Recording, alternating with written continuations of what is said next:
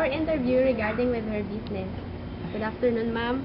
Thank you for accepting our invitation to be our interview. We have here some questions regarding with your business. Kailan po nag-umpisa yung business niyo?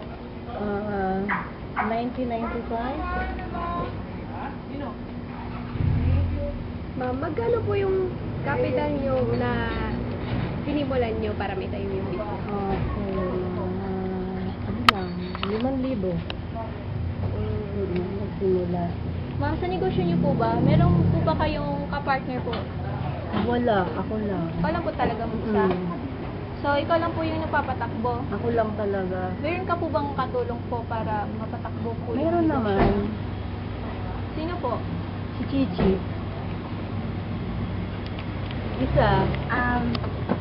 Ma'am, may mga enhanced din po ba kayo na hindi nabibili o nalulugi kayo?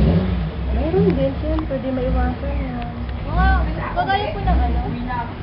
Ito mga pagkain, halimbawa yung mga hindi na ubos, di ba? Hindi ka na doon, hindi mo mabababukulinan. Sabagay, hindi rin naman lugi, dahil siyempre kinakain din naman namin. Gano'n Kaya na lang, po hindi kayo? bumalik ang puhunan. Gano'n na po kayo katagal po sa business po ninyo? Simula 1995, hanggang ngayon, ilang taon na ba yun?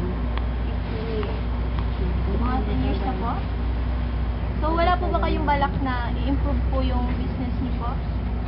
Siyempre, kahit naman sino, di ba? Naghahangad din, kaso lang, ito pa lang ang naabot eh.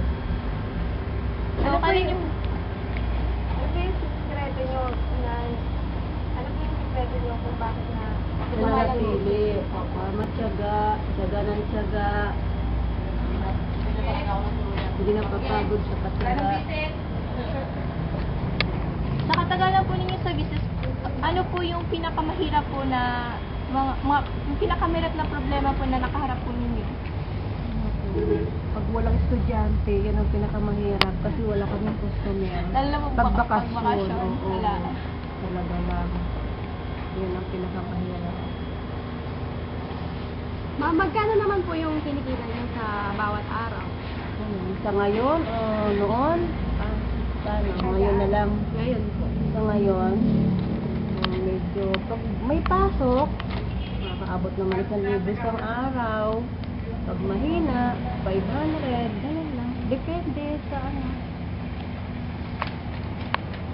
Ma'am, pwede po ba kayong humingi ng mensahe po sa gusto pong magtayo po ng kahit konti po na business? Kahit maliit lang po. Ang mapapaabot ko lang sa kanila, kahit maliit na puhunan, basta sarili, tapos magtiyaga, para kahit pa paano, isa naman walang ginagawa, magtiyaga ka. Unlad din yun, pagdating ng hapon. Gaya ko.